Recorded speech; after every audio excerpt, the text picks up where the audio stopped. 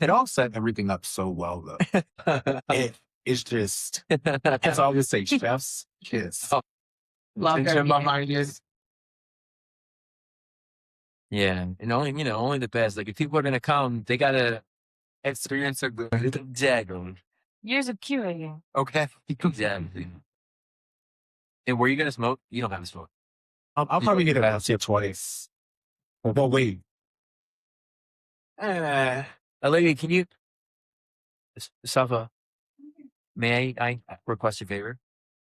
Could you just grab another roll of papers? Thanks. What was that? I was like, thinking, I was like, oh, I have people on my job following me and Oh, they see me smoking. And I'm all like, I don't give a fuck. yeah, it's like it's normal. It's normal. So, Hey, I'm going. right, like, Honestly, yeah, that's how I feel about it. I mean, I was thinking about that myself. Like, okay, how much of my family do like? How much? Yeah, how much of my family do I want them to know about the smoking? exactly. And the other thing is too, like, I think I can block certain people from seeing my posts. I don't want to police it, but at this point, I'm like, I have to police certain things. I don't have time for people to like drug tests, and I'm all like, oh no. Yeah, we don't have time for none of that. But also, like, it's a state where smoking is legal and it's not hindering my performance at all. Yeah, it's something you can even bring up in conversation, like if it comes up in conversation. Like at my last job, they were trying to be a little anti-corporate, so maybe that too. But like, I could definitely bring up smoking. I could bring up, mushrooms. Because it's like I feel like now drinking isn't seen as really a better or healthier alternative to smoking. Like, It's really not. it's really not. Yeah, that's because it's not. You're It's not. Unless you, so here's the one thing I will say. Unless you're drinking wine, but you're doing it in a manner where it's like, okay, hey, yeah, I'm doing this to relax. I'm not doing it to escape. I'm not doing it to like harm my body. Yeah. And I'm not excessively doing it. Like 1 to 2 glasses. yeah, 3 times. 3 tops. And then after that, you find other ways to still work with your stress, work with whatever you're dealing with. Yeah. The other thing is to just cut drinking and really start drinking elixirs with herbs that actually Do something. that feeling of I just wanted to release stress and it feels good. Now, what you're saying there is so key. It's like I feel the same way with smoking too. Like even though this is going to be mainly herb, but it's like even adding in different herbs that have different effects helps. Like I feel that way, and it's interesting. Like the only thing that really made me not stop drinking or drink less was having those alternatives. Like I feel like me and you are saying like don't do nothing ever to ever like help you unwind or whatever. Like, but it's like there's levels to it. There's tiers to it. And I also find this thing too where certain herbs like certain plants reject others, or certain like spirits reject others. Like, Yes. you know what I'm saying to say? Like I feel like like I'll use weed, and like drinking a weed is the most common. A lot of people that I know that or a lot of people I've met, they don't like to drink and smoke at the same time. Or if they smoke, they've got to smoke first Before they start. Yeah. Bless you. thinking. And I think, yeah, there is something interesting about that where it's like, or like mushrooms too. It's like, it's kind of hard to do mushrooms and do certain drugs, especially at the same time or consistently. Yes. For one, drinking is more of a downer. And weed brings you up. So if you're on both of them at the same time, that's like a battle going on, a war. It's like, oh, I just want to see the next moment. I'm like, I want to be up. I want to be active. Even if you're smoking an indica, you still can be in some sense of like, hey, I'm still relaxing, but my mind is active. Yeah. Versus if you're a little bit under the influence of alcohol and weed, it's like 2 different trains of thoughts. One that's trying to fight for a one specific. Yeah. There's only one mind. Yeah. The alcohol wants you to like, it wants you to loosen up in a way, but it's a different type of loosening. Yes. Yeah. Versus weed, it's like, okay, you can loosen up, but you still can be focused. Yeah. And I want to circle back around to when you were saying like certain herbs camping each other out. Yeah. So I was going to do a class to learn about being a herbalist Mm, and understanding how I can help people heal while taking certain herbs mm. and understanding what your body needs. So your body, like my body may need lavender, for example, to relax. True. But somebody else's body doesn't need that though. They may Mm, need relaxation, but lavender's not the herb for them. mm, There's a spiritual connection with certain herbs into the body. And if your body's more of like some of us are more water bodies versus some of us are more dry or fiery type of Yeah. setups. Like depends on the element, and each herb connects to certain elements. 100%. So if you're taking the herb that's more with a water element, but you have a more of a fiery type of body instead of, I think it's called like dasha. I think that's what Dosha. dosha. Yes. Thank Yeah. you. So that lets you know, hey, I can only work with herbs that work with that. Like I Yeah. can't work with an herb that's not meant for my body. Mm, Because now you're just taking it and it's not doing anything for you. mm.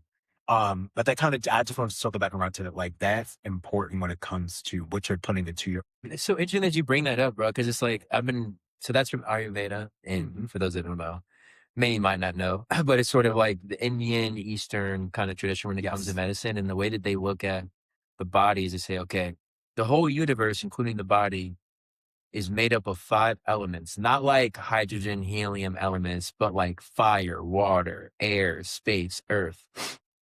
So all minerals are earth, all liquids, oils, that's water, and all serums and mucus, and that's also considered water. Then, fire is digestion, but also literal fire, but also anything that's warm or self-warming. And then, like the air represents obviously like the intellect and breathing, but it's also sort of how you move, right? Like I would say Toph is probably an air style of is like has a lot of vata, where it's like air and ether, you're more like his constitution is more predominantly made up of air and ether. And I think because it's like every element has its physical properties, but then it has its like symbolic and more ethereal properties that go along with it. But yeah, like me, I was like, me and Kimber were both probably more pitta, which is fire and water. And I love that system of looking at people because so many of us, we just know that we're different, but we have no real way to kind of quantify it in any meaningful way other than like, and you're absolutely right. It's like, I love how they don't look at people as chance. Like, everything about a person can be distilled down to certain elements and certain variables. And then Yes. it's just where there's a different collection of variables.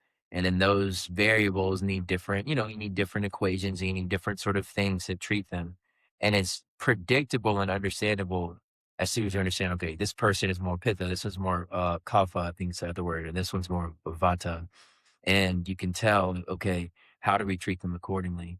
And I think that's how I feel like, just to like circle to the easiest ones with weed, alcohol, like, maybe if you were more grounded, like stereotypically, if you're a more stout type of person, more earth energy, Mhm. you can handle a little bit more of that more material handle is a tricky word, but let's just say you have a less of a adverse reaction to some of those more physical substances like alcohol. Um, and But if you're more fire, like maybe herb or something that's smoked, might have in addition to the herb, like in addition to the herb itself, but how the herb is even ingested might have like something to do with your elemental like makeup. And it's crazy you bring this up. There's this podcast called Know Thyself, Mhm. and it's guy named Andrew. He's probably my age, and he has a bunch of smart, a bunch of like spiritual people on. And he was at this Ayurveda Institute, and he had like the lead doctor there, and he literally was checking his pulse and was able to tell like what doshas were dominant, and which pulled out his tongue and was like, okay, can tell like what's going on within the body and all that good stuff. So yeah, I'm glad you brought that up. Yeah, no. I was just like, hold on, light bulb. But it also just ties into just knowing yourself, like something back to the name of the name Yeah. podcast, know thyself. Mhm. And it's important to know yourself. It's important to take that time to like, how do I want to say this? Because I'm trying to connect this to like a series that I'm currently working on, and I'm trying to work on something. Whereas all like the importance of isolation, which equals the importance of knowing yourself. Because if you are constantly in action, constantly moving and being out, I mean, yes, in some sense you can get to know yourself when you're being out in the community, but there's an importance of like sitting still, being with self, so you can be able to know who you are inside and out. So when you are out in the real world, you can still operate and be your authentic self. Um, so with that, I'm working on a series where I want to speak on the importance of oh no, you're good, you're good. Is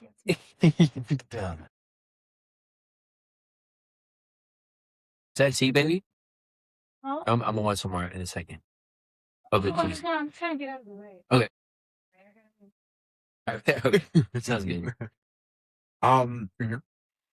I'm working on a series with like I found an article. Let me start there for context. It was a study on Black men in isolation and the power of it.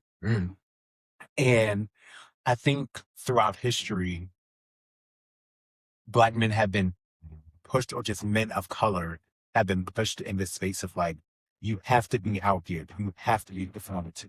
You have to be on the forefront. And I'm like, that's not true. You don't have to be on the forefront. You can sit back. Huh? Oh, $50. That's how burger rap. Like that. Yeah. Sit back, Sit like, back, observe, observe, and then also like observe your space. What patterns are showing up in your home life right now? I was just having a conversation, fellow Aries, which love their over on the West Coast stylists, and they do. They're working on a series, and I don't want to say too much, but they showed me these prints that they worked on previously, and the prints were about Black inventors making home goods. But it had something to do about like with him being a stylist and having a messy room and things of that nature. Like that isolation is important. If you constantly keep going out and your room is piling up with clothes, what's really going on? Like, let's really talk about it. Yes, you're on the go. You're leaving the house, but now when you come home, that's a reflection of your mind. That's a reflection of your inner world. You've been too busy outside on the outer world. Then when you come home, you're sitting in mess and you're not cleaning it up to be able to focus on what direction you want to go again in the outside. Yeah. So I want to speak on that was this article. I want to use it to help me create some art and speak on the importance of like Black men sit down. Yeah. You don't need to be outside. You don't. Or you can be outside. Please be outside, but be outside in nature, like ground yourself. Yeah. Be in the like in the healings outside. Yes. Yeah. That part. So I'm just like, I want to speak on that. I want to find a way to speak on like the resilience that comes with that, the strength that comes with that. Isolation is not that bad. And I've seen articles of like, oh, if you isolate too much, you're you're going to lose out on really learning how to socialize with people. No. Yeah. I don't think that's honestly true. What I feel as though is you'll have discernment now. And I'm like, I don't need to talk to everybody. Yeah. I can now know who I can connect with and who I can't connect with. And it's okay if I don't connect with them. That's all right. Because that means that conversation is going to provide growth for both of us. You know, it's funny. You said something that's interesting. Is like, like I feel like in the Black community, we always have like a different point of view of ourselves and those that are on the outside. Like this like the racist stereotype is that we're lazy, right? Or that we don't do that much, right? But it's like inside the Black community, it's so funny that you even have that opinion that we need to slow down and stop. And like, because not even to make it solely a racial thing, but like white folk, they love adventuring and like doing all like the adventurous stuff and a very like, that's like their way to get out. Our way to get out is just to be very active. It's like, okay, trying to do this and trying to do that, try to go here and trying to go there. And it's like, like I remember I got many of my friends, like their phones are literally ringing all day. Like they're like when they're not doing something, their phones are ringing. Like someone's calling, they're looking for something. There's what they like. Oh, someone just found something for them to get. Like there's so much like movement, and I know what you mean. And I think the one of the obstacles, of course, is we do sit down, but when we sit down, what do? We just look at our phone. You know what I'm saying? So there's this energy, and I think there's this thing called inertia, like in the yogic like philosophy and the Eastern philosophies, it goes like all of the like when you have a messy house, it creates stagnation. Like if you were to think of like you in a stream, like if you want to move fast, it benefits you if the stream is also moving fast, as then that helps at double the speed. Mhm. So you can imagine you're a fish in a river, a salmon, a powerful salmon in a river, whatever, like flying down the stream. It's you plus the speed of the stream, right? Doing your thing. Then imagine that salmon's speed in a lake where it's like the water's just still. It can swim fast, but it doesn't have that wind in its back. Yeah, that inertia behind it. Like That it wants to keep, it wants you to, yeah. And I think the cleanliness, it allows the energy to flow like that stream, Yes. like that river, and it pulls you forward. It like even here, it's like, and we all know this, right? Like, especially in the Black community, like people come over, you got to, I'm sure every community, but there's a lot of memories of like, make sure the house is clean, especially when people are coming, guests are coming. Yes. But it's a reverse thing. It's like guests aren't gonna come energetically. They're not gonna be attracted to your house because it's when it's messy. But when your house is clean and it's open and it's free, it allows like that recycling, that renewing, and it allows what you want to come into your life. Um, and what's interesting? My like little thing that I've learned about that I probably haven't really talked about much is like feng shui. And feng shui is elemental too. They have different elements. It's wood, wood, metal, water, fire, earth are their elements, but it's sort of the same thing. It's like each area of the house, um, each area of the house, by the simple fact that it is a house, assumes a certain energy, a certain focus. So like I'll use like regular terms. The master bedroom is for like sleeping, sex, and like kind of like that's like your sacred space. Okay, boom. And you have your kitchen, that's where you cook, that's where you eat, that's where there's all usually a lot of cleaning that happens there. You have the bathroom. These different rooms have different purposes. But using the elemental analogy that we talked about, everything is made up of elements where it's like, okay, the kitchen might be more fire and earth. It has some water, but like that's kind of what it is. And then the bathroom is definitely water and a little bit of fire when it comes to hot water. And then, like the use like this entry room is usually more air. It has more air elements when people come and go into transitory space. So feng shui is like heavily dependent on cleanliness. It's like, it doesn't even matter if your house is set up in a way that's consistent with the elements. So like, to use our example, it's like, imagine if I had a really unwelcoming front entry, like there's no movement, that's really counter to what it's meant to be used for. And when you kind of like set up your house in accordance to feng shui and you kind of pay attention to those principles, you see the like tangible effects where it's like, dang, I cleaned this space and I shifted this room to be more in alignment elementally. Now all of a sudden, like, all right, stuff is like flowing, things are moving, and it makes sense. The analogy I like to use is like, and this is where and my point is like the home, the food that we eat, it's all an extension of our body, Yes. right? Our body needs to be in alignment. Our home needs to be in alignment. Our food needs to be in alignment. But it sounds very nice and easy, but we have the obstacle of ignorance, not knowing what alignment is. And then even though once we know, then we have to battle with the distractions and the temptations that keep on. Just took the words out. Yeah. It's a bad. It's a battle. Yeah. But I think that ties into, once again, that discernment of like, okay, now that I took the isolation, now that I understand what works for my body, what herbs work for me, what food works for me, how my space needs to be, and also understand it.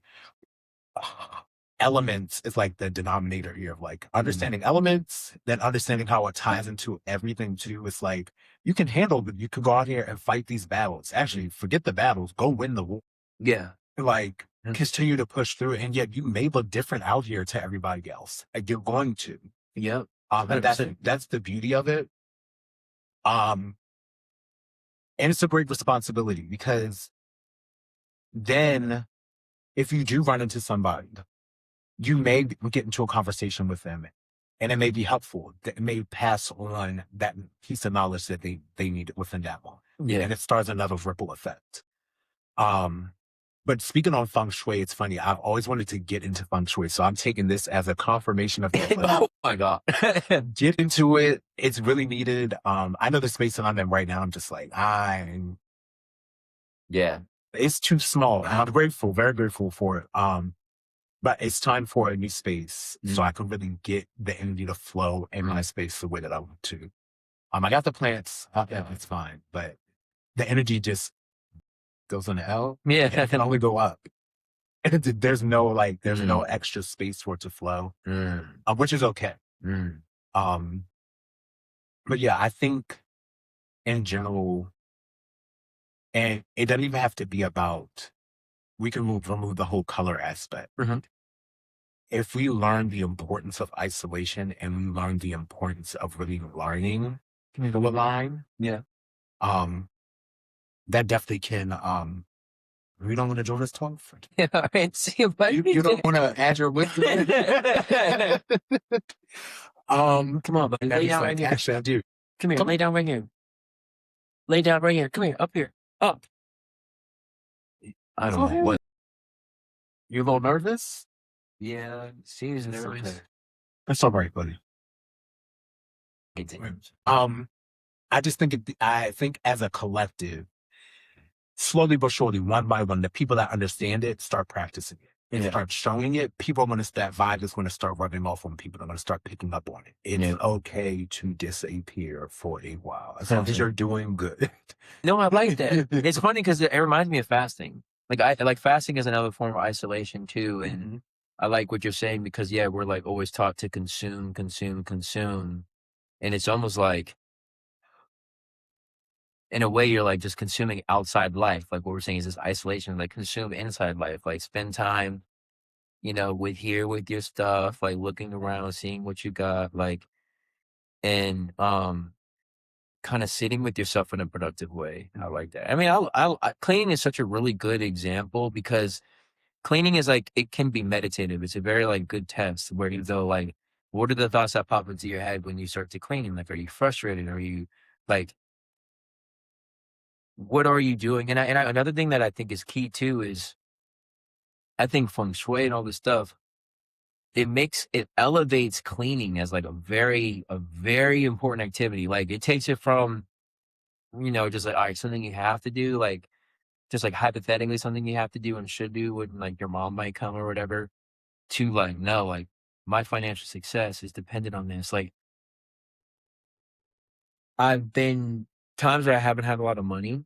I'll just think to myself, like, almost like using this cleaning session as a tribute to like whatever, like I don't know how however, like whatever the gap is monetarily that I might like want, or like whatever opportunity it is I'm looking for, I might just clean and let the energy flow in a space, and that'll get something going rather than me having to go out and hustle and get it. It's like we're out, like even like you said, we're out there kind of hustling to make a living, but at the same time, our houses might get dirty, but it's also a synonym for our minds are getting cluttered. Yes. And then it's like, since that's happening, like we have to work so much harder when all we have to do really is like stop, clean this out, and then everything is like able to flow and be given to us. Exactly. No, you're definitely speaking the truth on that. I want to circle back around to the stream analogy. I love that a lot because it's true. If a stream is blocked up or has debris in it, that's going to slow that flow. So if we're circling back around to a space in a home, if it's not clean and then it's not allowing you to get that flow. Like you're not going to be able to do it. And I've heard too, like, your mind is a reflection of your place. If your place is not clean, then that means your mind is very cluttered. Figure it out. And it is a meditative practice. I know, at least for myself too, like when I'm cleaning, I put my water sounds on, or put some music on. The amount of deep breaths that I do after I'm getting done doing the task, that's letting me know I'm like, I'm releasing. I'm releasing whatever I may have subconsciously not been paying attention to Yep. or consciously paying attention to within this moment. I'm able to process it while I'm cleaning. I'm getting rid of the energy. Yes. I'm cleansing it up. Boom. Now we can release it. It can go away. And once I'm done that whole space, sit down. I'm like, okay, I'm good. 100%. So much good. It's a type of work too. It's a type of devotion where it goes. I was listening to this book recently. Dang, what was it called? But he was cooking. He was cooking. Not all, but he was cooking. And he got to this. Oh no, it wasn't even a book. It was this part. Another one of my favorite podcasts. Another podcast named Know Thyself. Yeah. And I with two dudes, like two guys that are kind of friends, but one is like Daniel is like, and like Daniel's sort of like the spiritual teacher, and Eduardo's like his friend. That's sort of like asking him questions and getting to the bottom of things. And they were talking about contracts. Dang, I forgot why I brought this up. I got so excited. Devotion. There you go. All right. So, like, God's with everything. God is in everything. Mm-hmm. And, like,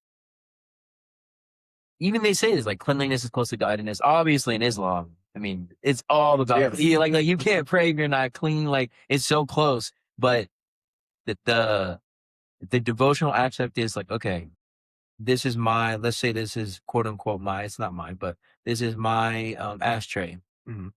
It was given to me clean. Like, I'm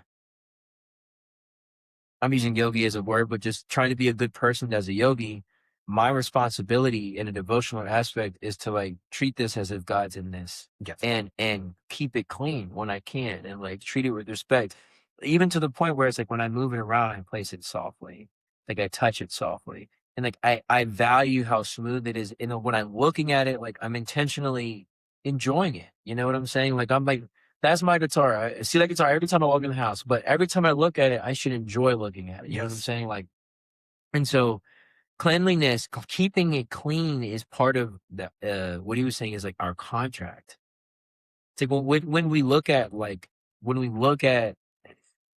I like cleanliness because cleaning is one of those things where it has to be a routine. Like it wants to be routinized. Mm-hmm. And I think that's what it is, where it's like a lot of the times it's so easy to like get out there, get out your space, like get out, like do these things and like enjoy not being in the routine, like enjoy sort of like the Gemini of it all, like, you know, like, like the, you know, like spontaneity. Yeah. But like, if you don't wash your butt, you know what I'm saying? Like it's like, if you don't, you know, if you keep touching your face all day and similarly, like the clutter in the home, the clutter of the mind, like it leads to sickness. Yep. But the salvation is the cleaning. Like you might like even like my homie Lewis, like you might be at a point right now where you're very new to the practice. You're very new to controlling the mind and sealing the mind. So you're like, I have no way to do it internally, but the saving grace is cleaning externally helps you clean internally. Exactly. You get to it indirectly. So okay. Hold on. Okay, there's so many things I want to hit on. I'm like, so let me start with this because this isn't the one I want to start with. Hopefully, they'll circle back around. Mm-hmm. No, here it is. Boom. Surface. Yeah. Looking at things and that you enjoy. So I was reading the mastery. I'm good. The mastery of love. Yeah, that one right there. Underneath Don Gregory's. Yeah. I mean, that's why it's there. I'm literally on the last, and that's when he really gets. Well, I think I'm close to the last. But he really gets loving at the end. I'm sorry, keep going. He does get so loving at the end. But the one I wanted to talk about was like the eyes, seeing love or seeing God in everything. Mm-hmm. If you can see love in everything and see God, you're going to understand. Love is going to come to you. You're going to be able to give love to other things. It doesn't have to be like human beings, animals. It could be your plants. It could be this simple chessboard. Yeah. It's like you said, if you enjoy looking at it, you could appreciate that there's love in this. There's God in this. Yes. It's a beautiful thing. So I just wanted to touch on that. Just confirmation of like what I read this morning when I was at the park. Yeah. He's dope. I met him. He's fire. He's a real deal. He like radiate, like he's hard to look at. Like there's only a couple people I've met like that where they like it's like looking at a fluorescent light where it's like even like looking at the sun where like you get the like the like that neon that like neon like you literally you could see it on him.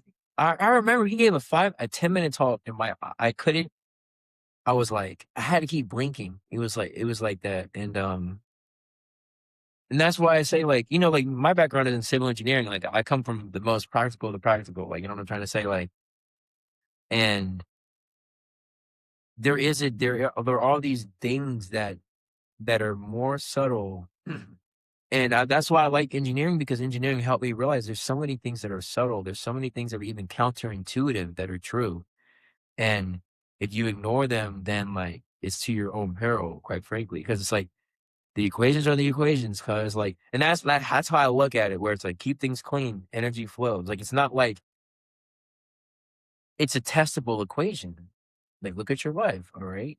And it's funny. I should this, and I like military ideas on this front because I would say that the military culture is very big on this, although they're not big on abundance, which I do think is also critical to this understanding. Okay. Like we're not saying like don't be abundant, but like whatever you have, like honor the contract, keep it clean. But a lot of one military guy was like, like don't if anybody ever comes to me with any problems, no matter what it is, I got whatever happens in your life. First thing he says is your closet clean, the idea is it's like go clean your closet, come back, and it's like when to add on to our point where it goes having a clean closet. Usually we clean everything else, but having a clean closet, usually that might like it's a figure of speech. It might be last for most people.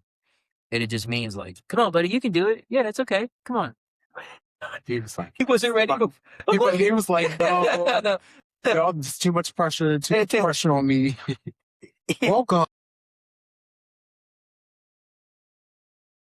Yeah. There you go, man. Oh, tough. He was like, now I'm ready.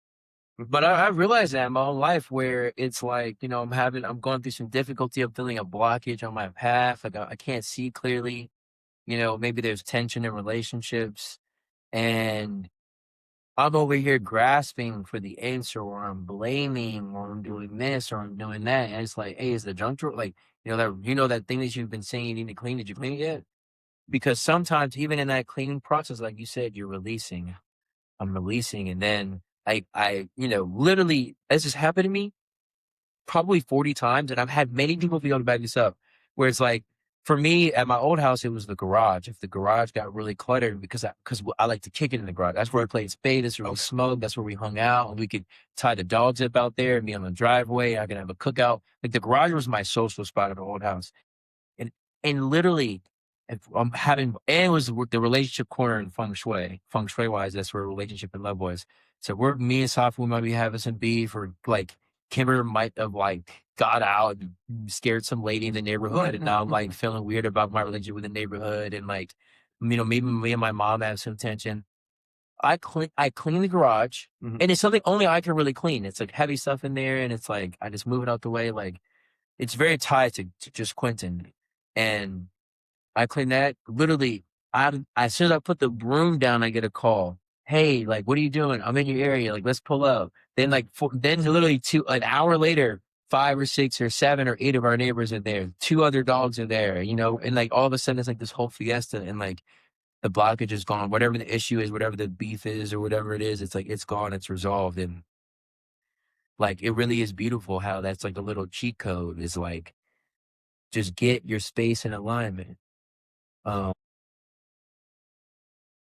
Yeah, and I think the space is one thing. It's like the space is like that's one thing, but then it's like even when I do that with my own yoga practice, where it's like I'll be like, damn, there's something going on in my life, like, and then I look at my body, like, where am I holding tension right now? Where do I feel pain? Okay, let me take some time to stretch that real quick. Let me see how that goes. And like when I even do that type of isolation, where I'm kind of tending to my own physical body in that way, just doing the practice has a benefit. I've had this is the last thing I'll say to my Capricorns out there. I got a feeling that like you truly get paid through doing the right thing through merit, like doing the right thing, whether people are in front of you or around you. And I think one of the critical things you have to do is take care of your body. And after that is take care of your space and everything. Like I said, the contract, take care of everything that's in relationship with you. Mhm. Those two things are really what gets you paid.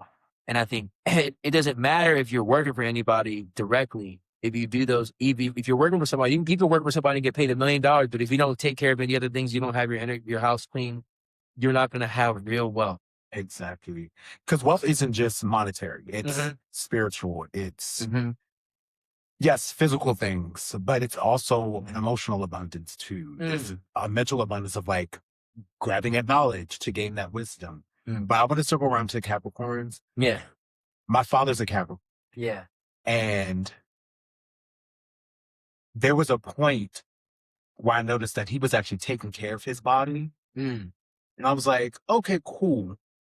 But then also I'm looking at like your relationships. Oh. And I'm all like, so you taking care of your body. Where are you, where in your body are you still not tending to? Because you're working it out. Yes, it looks healthy. Yes, you're bulked up.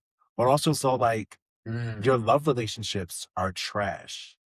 Sorry, Dad, if you see this. You're probably a fact is fact, like, so it circles around to the yoga practice that we did at the park.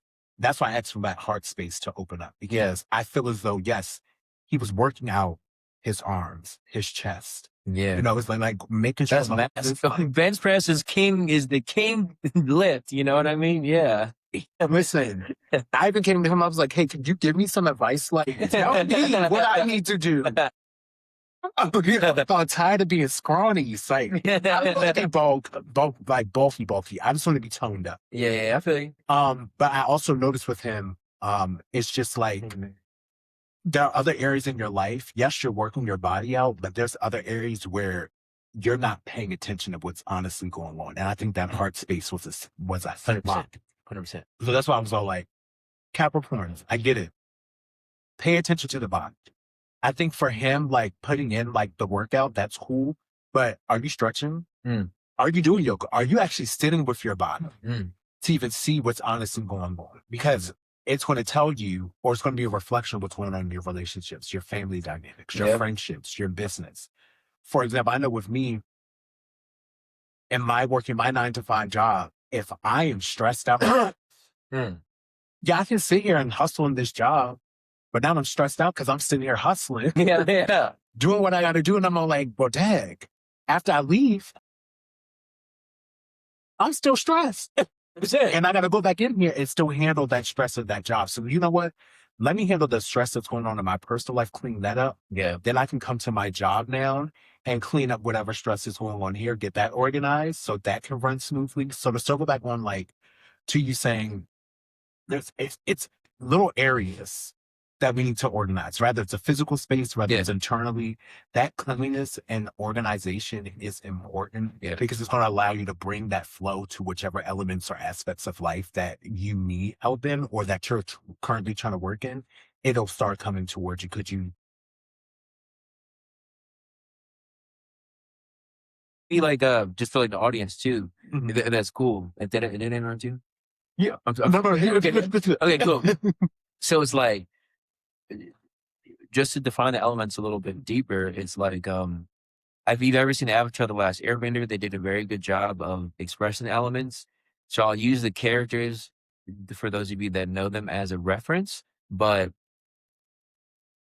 it's also like, you also don't have to, like, you don't have to know who the characters are. But like, we say like, when you look at each element, you can look at things as maturity and immaturity. And I look at it as like, think of a tree. Okay. A mature tree is fruit bearing at maximum capacity. And not only that, not only does it supports life in every way. Its waste supports life. The fruit itself supports life, but its branches support life. Animals live on it. Its bark supports life. There's insects in there, and then eventually, and it provides shade. And like, it literally creates all this oxygen. Like let's say it's like a Renaissance man kind of energy. It's like, it's a full throated, like support Just a system. renaissance. You know what I mean? So like that's kind of how I look at it. Where but then there's immaturity, right? It's when it's little. It can't. And most importantly, the tree's extremely strong. It can withstand many storms when it's fully mature.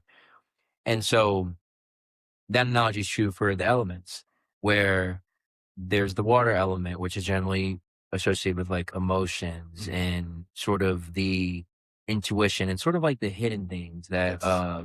that connect us all. And that like element has its mature and its immature aspects, right? When it's I like to look at with the ocean, just use the ocean as a good example. The mature is the serene, tropical, calm ocean, deep, full of life, Mhm. full of experience, right? And it can hold so much, and it has this like, because it can, it's safe, but it still has like that softness and that it almost has like that penetrating factor. It's soft, but it still penetrates whatever it's in contact with, like that's water. And then of course it's always cleansing. So that's that. And then the immature, the young is the turbulent storm, Yes. right? Um, and so we've both been there where we've had difficult conversations and we're able to be serene, and we've also had different conversations where we're the thunderstorm, high waves thrashing and crashing, destroying. And so that's like the water element. So maturity is what the yoga is essentially is in an elemental way would be to take you from immaturity to maturity, or right upbringing that's that goal. That's earth. And then earthless, that's water. Earth maturity is material abundance, right? And not only material abundance, it's beautiful, because Taurus, beautiful material abundance. Like That tour is not, I think going to get the most. you know what I mean? And beauty is curated and beautiful things. Yes, beautiful yes. things. Like, so it's like, it's not like there is the discernment. The immaturity is ugly material things, like you enjoy death. Like, I want to see the inside of a body and see it destroyed. It's like, yeah, that's a way to engage with the material world. But there's also another thing where it's like you have love for the body and the form and like these different things. So that's material, and it also related to health in a way. Mhm. Then let's do fire. Fire is sort of what you're passionate about, like your determination, what your drive is, what gets you really going. And not in an emotional sense, but in a driven sense. Yeah. Think more, determination, Ambition. yes. Yes. Oriented. I'm going there, right? Yeah. Concentration. Like Go ahead if you turn it on. You gotta get comfortable again. Boy. You got it. Lay down. It's okay. Boy. you got it, buddy. Go ahead. Yeah. Sit down, Russell. Who's a good boy? No. What? He's like, okay, I just It's need a so full windy. system. It's so rainy outside. He's freaking out. Buddy, it's okay. Yeah. But with Earth, Toph is a really good representative, but she's and she also has the same difference. Toph, not him. Not my buddy Toph, but Toph, the Earthbender. Mhm. Yes. She comes from money. She represents like that material abundance and wealth, but it's also the restriction that Earth can bring, that immaturity where it's binding. And then with fire, the immaturity is more so with its destructiveness. It's A little angry. yeah, and it can be driven, but it can be wrong-headed and inflexible and consuming. But then on the bright side, it can be full of compassion and like And warming and like inviting. innovating for you, like holding you down and trying to make things better for you. Like that's what like the Sagittarius for sure is that energy where it's like, let's think about ways to make this. Well, okay, what's it about? Like that energy to create new opportunities. Mm-hmm.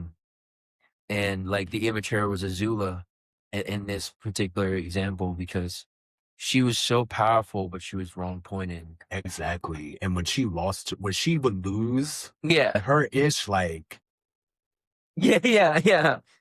like y'all say crash out. Now the true definition of a fire sign crash out. Yeah. And then afterwards exhausted. Yeah. You see the pain behind it. And it's like, calm down. You can really harness this power the correct way Ooh, and be loving and still have this vision of like, I want to run things, but let me run things in a manner where I'm not burning all my bridges. there you go.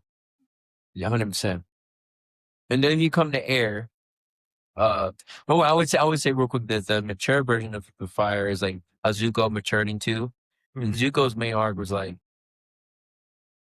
it takes a lot of courage to admit when you're wrong. You know what I'm saying? Like, to fire represents fearlessness, you know, transmuting darkness into light. And that's what Zuko represented. And then, of course, the one who was always bright was Uncle Iroh, who was already in a mature state, where in that strength, you stand in peace, the epitome of peace and strength. Both things go together.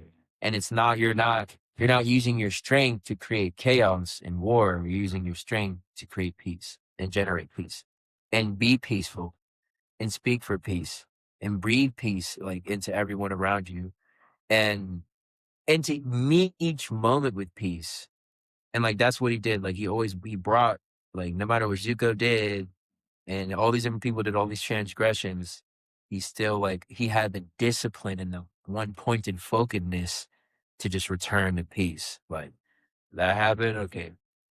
And respond to the moment with the appropriate amount of ferocity. Like, too, like, fire is ferocious, and we are ferocious. Every single human being on earth needs to embody their ferociousness. It's very important for balance. And so that's fire. And then the last one, air. And air is sort of like that. It's what you can't see, but it binds everything together. It's well, in its immature state, it represents a lack of faith, and that's what A had, unfortunately, in his youth, where he's like, "Why me?" Like, and then mature philosophy is everything is one. Everything happens for a reason. Everything happens for a reason. We're all connected. We're all one. Like, and when you hold on to that, like, philosophy, that air, because it's something you can't see, you can't deduce. What you see is separateness. You see, I'm Quentin, you're Malik, that's there, that's the chair, this is this is the ashtray. But It's okay. kind of cool. Yeah, let's do like a little bit more. So, um, once you realize this is the ashtray, that's what is apparent to you. But then you're like, no, we're all breathing air. Like, air is a huge part of you again. Air is all around us. You know what I'm saying? So, like, at any given time, a lot of us is air. Like, what I consider Quentin is air, and it's always being exchanged and shared with you. Like, there's a deep truth in that. And that also shapes the way that you act. So it's that high-minded philosophy that guides the actions, that's meant to sort of really steer the fire sign specifically, but also, and all the other signs, but really the fire signs are really dangerous. But that air represents those philosophies, those beliefs that tailor our actions, that really build our world and how we interact with others. And so the immature philosophies are ones of a lack of faith. And that's what Zahir represented later on, but also angled in his youth. And then complete faith, when at the end of Avatar: The Last Airbender, it's so interesting. And they even point out faith, and it goes, Aang is standing there and the Fire Lord's coming, burning down. And usually this whole time he was afraid of the Fire Lord. And this is the time when he was already afraid of the Fire Lord on a normal day. Yes. And like then on a normal Tuesday. Now he's facing the Fire Lord when the Fire Lord is the most powerful that any Fire Lord has been in 100 years. And so the most powerful, and he's standing there and he has Momo on his shoulder and he has a staff with just absolute calmness. And he's like, I have a solution. I have a way to conquer the Fire Lord without killing him. And he just had this resolve. And when the Fire Lord came, it's so interesting. The Fire Lord came, and the first thing the Fire Lord says, he goes, this must be an act of divine providence that basically you are delivered to me. And the Fire Lord felt that the Fire Lord also had supreme faith. but his was wrong spirited. His was in harming, and Aang's was in non-harming, and that was like the key. And in whatever Aang won, and he's a protagonist, and blah blah. Peace followed. So,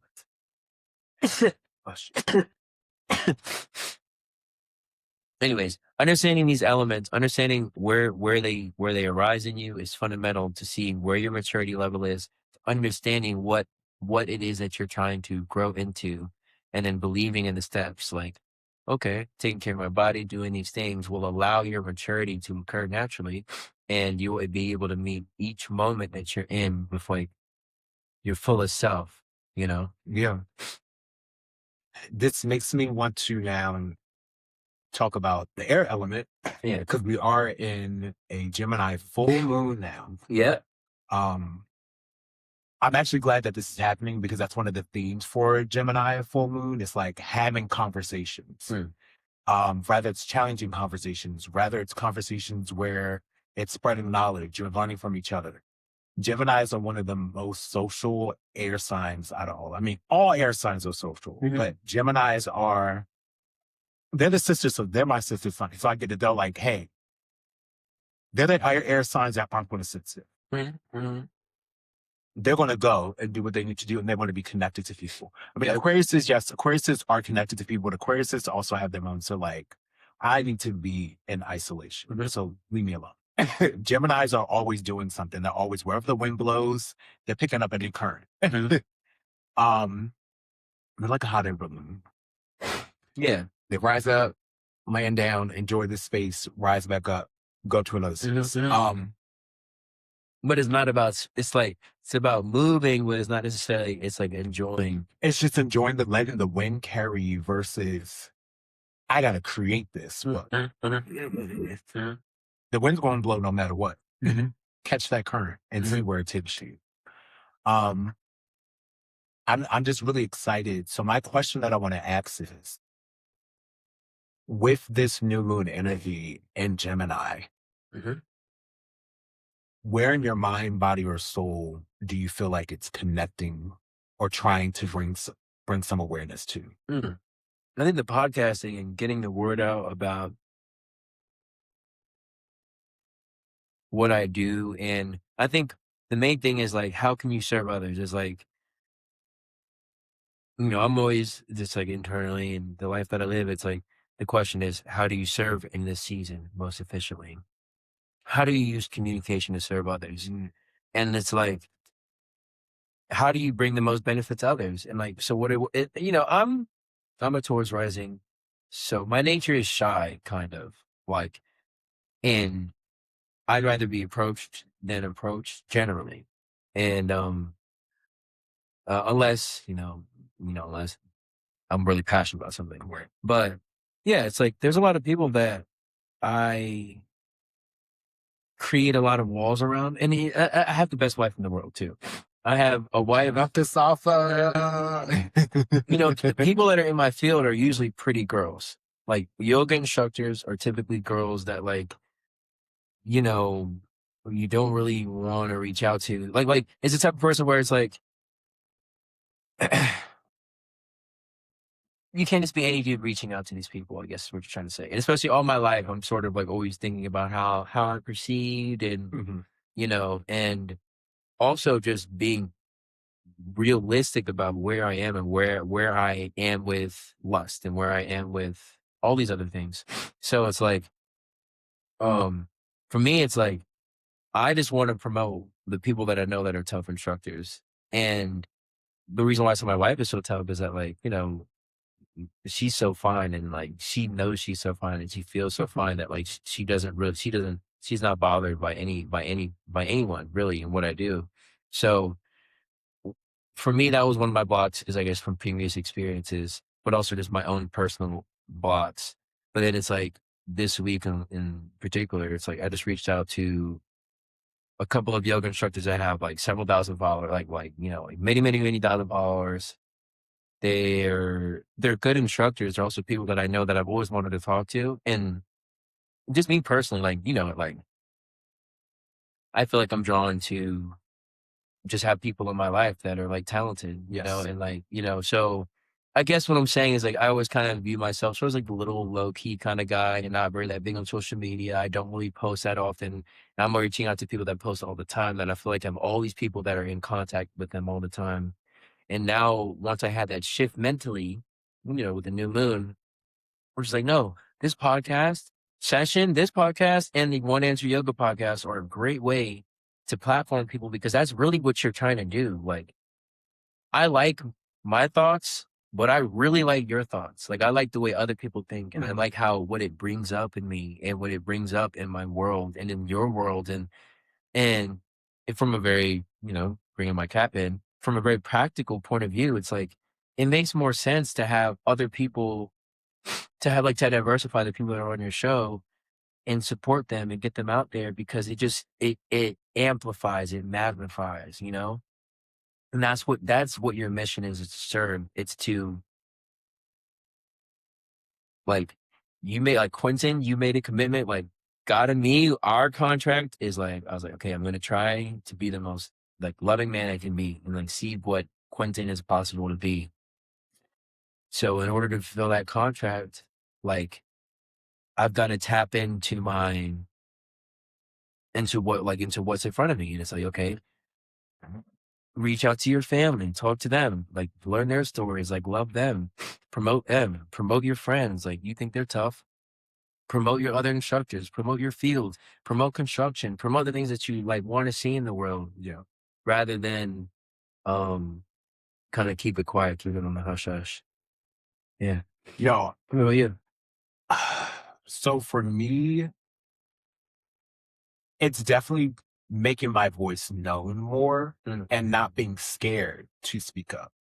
So Virgo rising, which I love at times because I can be like, yes, this gets done. This gets done. This gets done. Mature side. Immature side, tight stomach. Is it okay to speak up?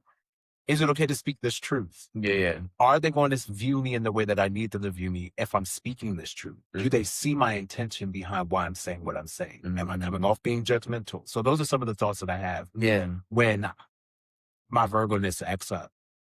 It'd be acting up sometimes. And then my Libra moon jumps in. It's like, nah, be socialize. Say what you need to say. It's okay. Put it in a friendly manner. And then the Sag is just like, say the truth. I mean, just say it. And I mean nothing but love behind it. Yeah, 100%. Maybe some people may need a little bit of a rougher push a little bit. They need that extra little. I'm not trying to burn them, but like, hey, like,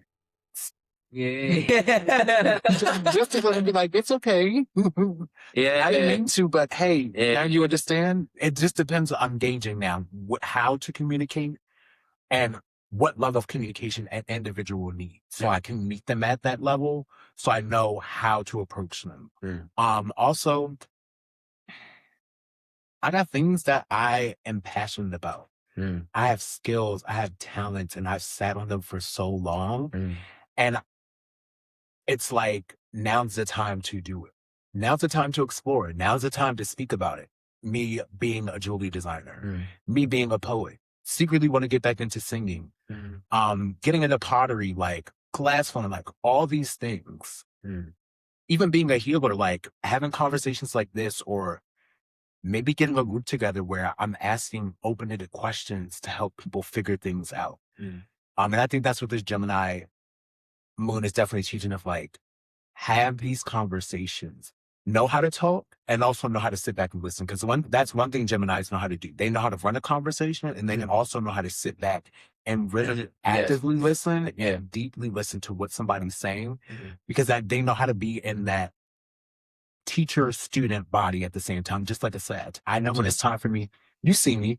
I'll listen there. That's great. A whole, like, 2 hours, everybody just talking. I'm just like, okay. Now I can talk because now I understand. I can speak from a place of understanding. I have all the details versus if I missed a detail, I don't like speaking wrong. That burns me up. I'm like, Dad, maybe I should have listened. Then I'm like, you're right. 100%. I wish I would have been like quiet a little bit longer. So with this Gemini new moon, once again, it's just teaching me, speak on my passions, show who I am, go after those new goals, make them visible, and put myself out into the community. And that's one thing you literally have taught me of, like this last week. It is important to put myself out there. 100%. Share the things that I'm into. And it's not personally coming from my experience. Some things are, but also so like just share it. Yeah. For example, some of my posts on Instagram, I like speaking on the importance of self-love, the importance of how to be in a loving relationship, family relationship, platonic relationships. It could be polyamorous, doesn't matter. Just I want people to know how to practically operate and give love and receive love, how to communicate properly in dynamics. Yeah. And stop creating the same old cycles where hurt people are hurting people. Like we gotta stop that. It's done. It's played out. It's been played out. Because now, whether it's a friendship, family member, you're literally molding yourself like clay to harden. And when you want to chip away things, you don't even want to chip away at yourself now to work on it because you're so stuck in that way. So that's one of the things, like just teaching how to properly love on people, how to properly love on yourself. The importance of being a creator, the importance of being an artist. All of us are artists if we talk about it from the Toltec culture. Like your life is your canvas. Your body is your canvas. Create. And there's so much beauty to it. And it doesn't have to be from a renaissanceal type of like out view. Yeah. It doesn't have to be like that from a background. Art history is happening every single day. It could be what's happening now. We don't have to look back at what people were doing now. There's a new renaissance being built now in some sense. Yeah, 100%. And all of us are a part of it, whether we know it or not. But I think it's important that the people that do know it, put yourself out there. Make it known of why you're doing what you're doing.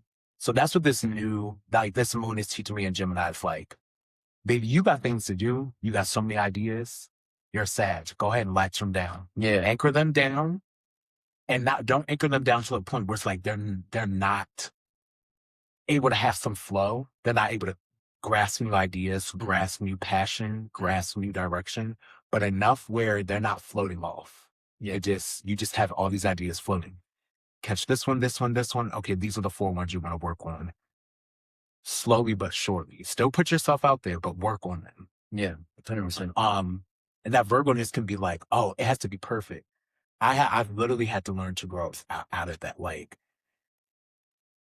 there's a divine time, but there's never really a perfect time. And the reason I say it is because even in divinity, nothing's perfect, but it just happened the way that it's supposed to. Yeah. So for me being a Virgo, I'm all like, oh, I got to release this jewelry line that I'm working on. However,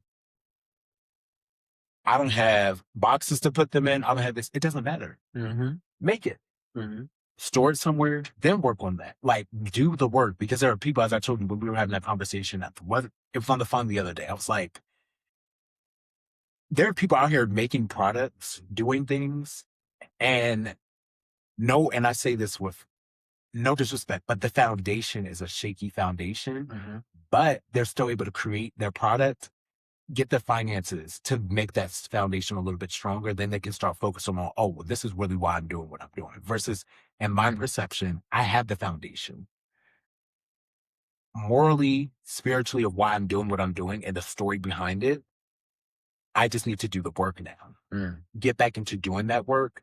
Use the story to build on it. That's how the abundance is going to come to me. Rather it's clients, rather it's money, rather it's art exhibitions, rather it's putting my work for other collectors to come buy it and stuff like that.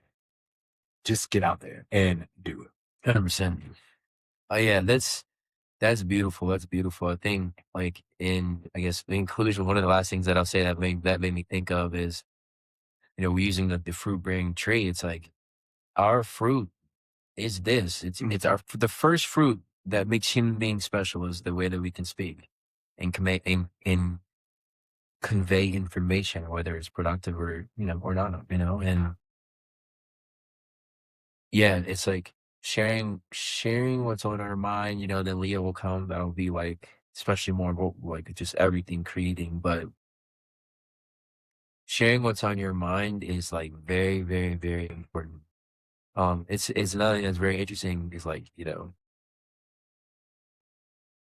Gemini men had already had a bad rep, but like now there's Trump, and but it's very interesting, like just him specifically, what it embodies is that like, you know, when you look at yourself, sometimes you have to be honest with the way that you communicate, and you have to go like, okay, how how do I use my word? Is my word solid? Is it not? It asks you to address your relationship with communication. And I think sort of when the way we started this conversation was sort of that isolation.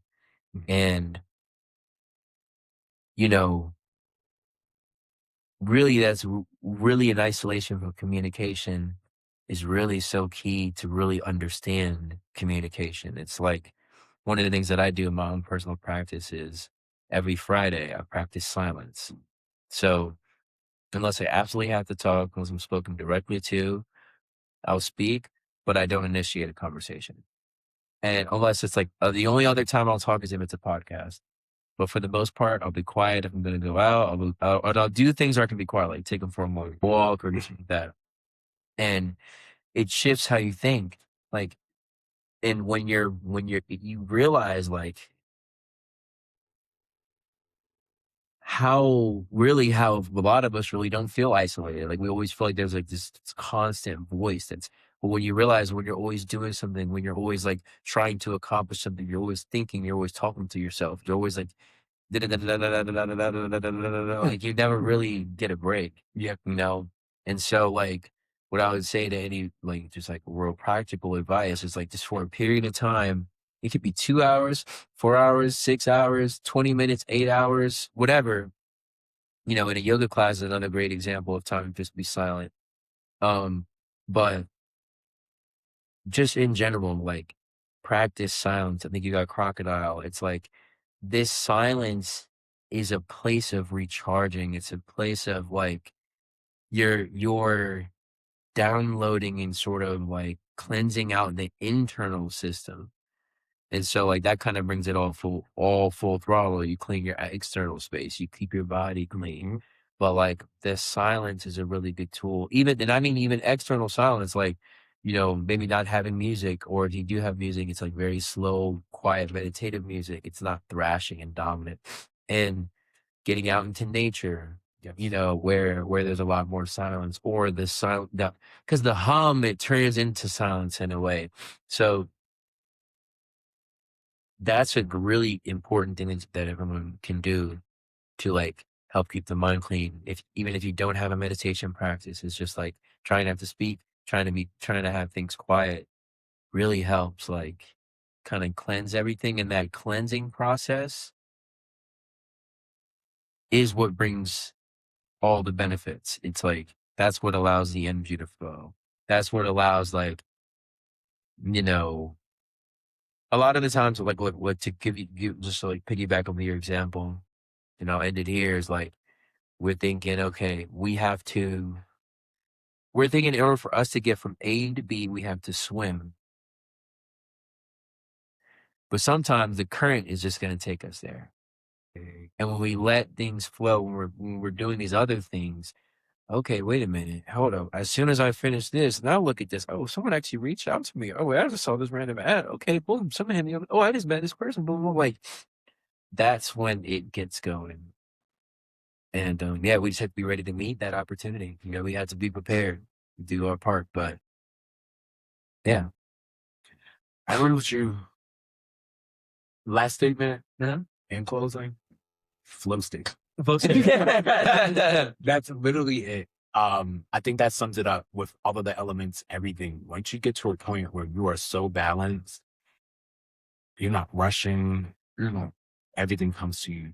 But I did want to talk about the silence. That is important. I know for these last couple of days for me, I mean, yes, movies have been on, but I'm in a place of like, I don't want to talk on the phone. Like, even when people call me on the phone, I'm like, I don't want to talk right now.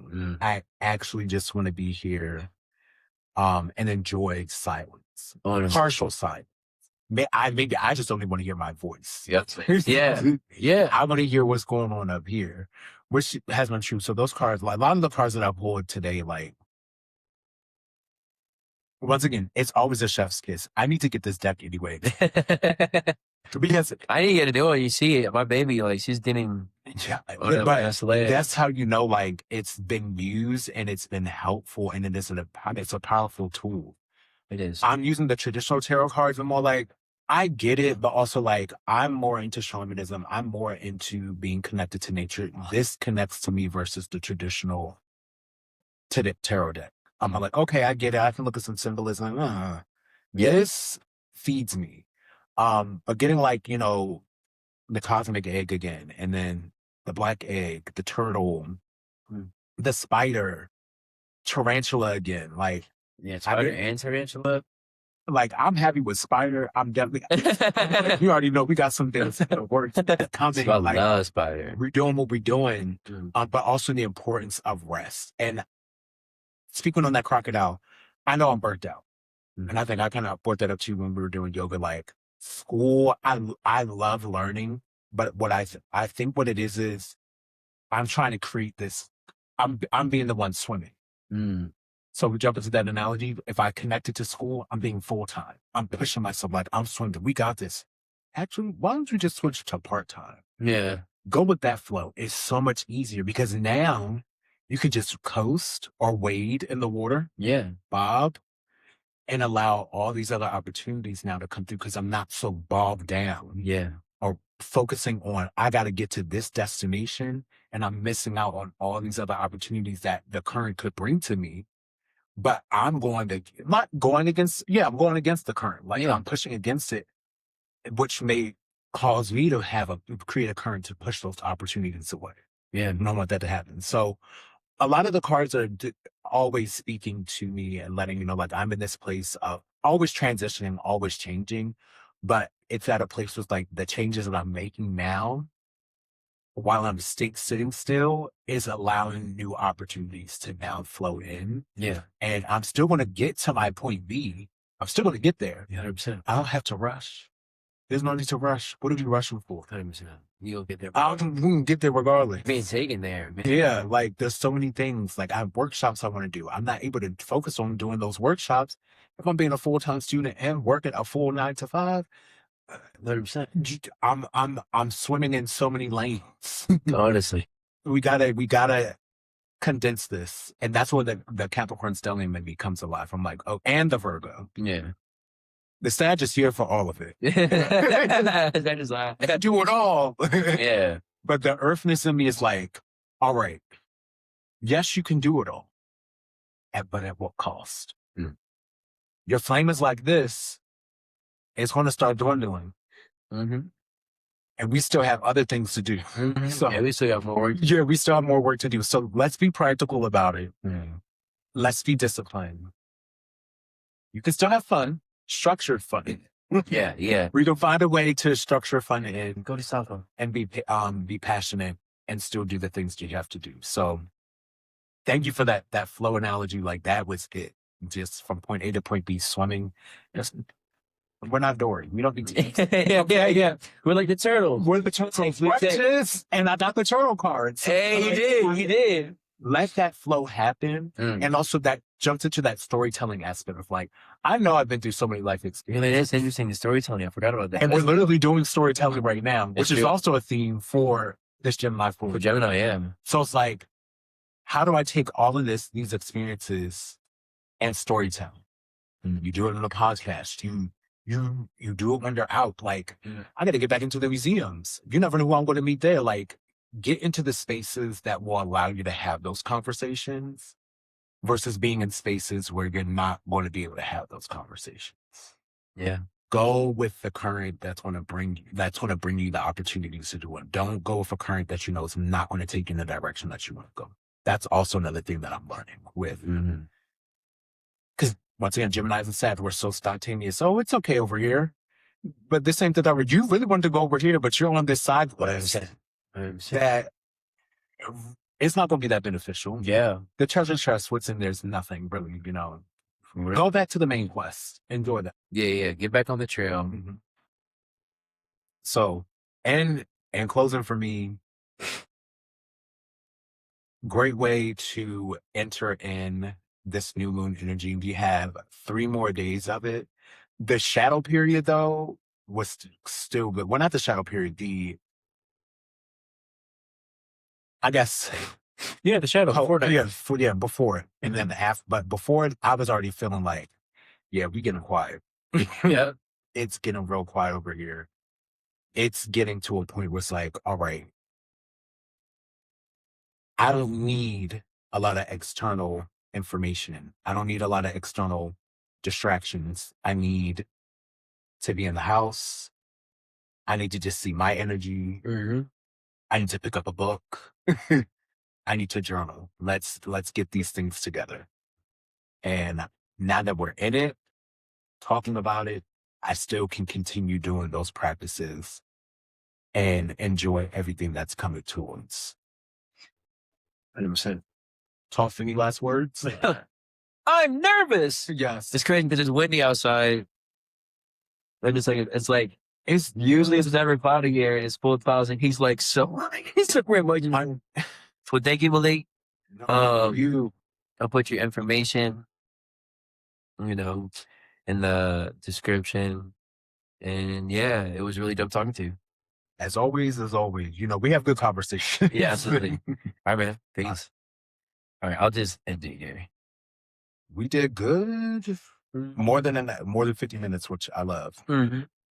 Let me hit it, sorry. Let me blow my nose real quick. I think I got some cat hairs in my nose. All right. That's me.